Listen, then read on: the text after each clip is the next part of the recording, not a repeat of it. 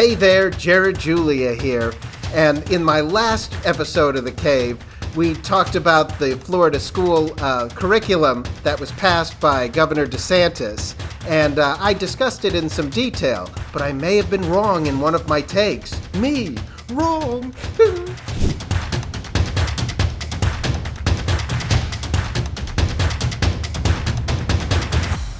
Jared Julia here, and welcome to another episode of The Cave. Thanks so much for joining us. And like I said in the intro, I did discuss the new curriculum, the controversial curriculum in Florida. And the reason why I got one of the points wrong was because, stupid me, I believed some mainstream media reports on this. NBC News had reported that the Florida curriculum really talked about slavery and how it really just gave black people marketable skills that they could use in their jobs after they were freed from slaves. So the NBC News report and even a speech done afterwards by Vice President Kamala Harris actually talked about how that was really the main thrust of the curriculum. And that's why I thought that there was something to that reporting. But I've since learned that there were 191 bullet points to this curriculum, and that one of those bullet points had one sentence in it that said that certain slaves got certain marketable skills, that a lot of them worked in the field, but some of them worked as blacksmiths and they worked in other kind of quasi-skilled positions. And so they had marketable skills after they were emancipated. But that is by no means the main thrust of the curriculum. And the other thing is that it wasn't all white people on the board. It made it sound like it was all white people that came up with this. There were white people, there were Hispanic people, but there were also black people. And ironically, the one line that said that black people got marketable skills, that was written by one of the black people on the board. And he really wanted it in there to show that black people were able to overcome slavery, and thought that it would be a real positive. So to have that in the curriculum. So not exactly what we were all led to believe. But anyways, today's episode of The Cave is reacting to a podcast where two academics discuss this very issue. Both of them happen to be black, and both of them are academics that teach at Ivy League schools.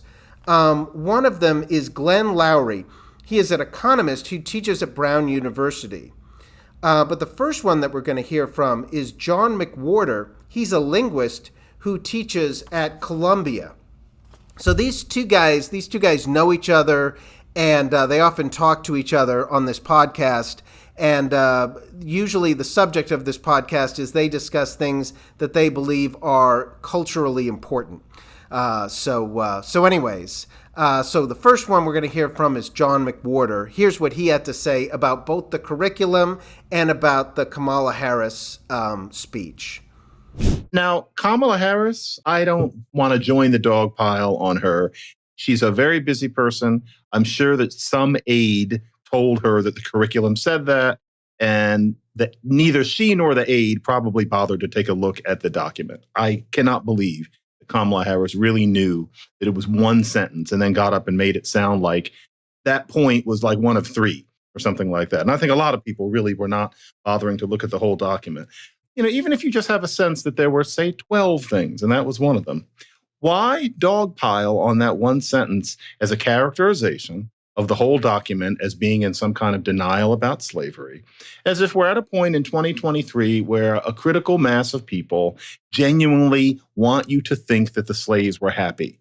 Why fight yesterday's battles? Why pretend that it's 1939 when progress does happen?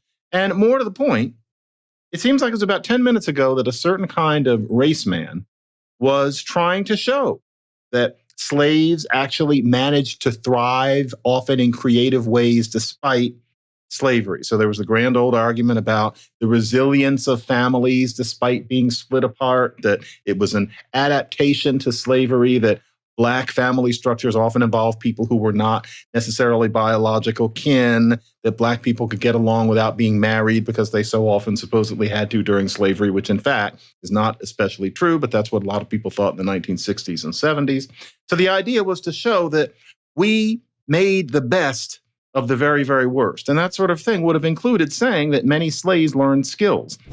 So the next one that we're going to hear from is Glenn Lowry. And he makes the interesting point that whenever we talk about history, it must always be used as a weapon in the age of woke. It always must be a weapon that that divides us racially, divides us by gender, and it always has to be weaponized, which is so unfortunate.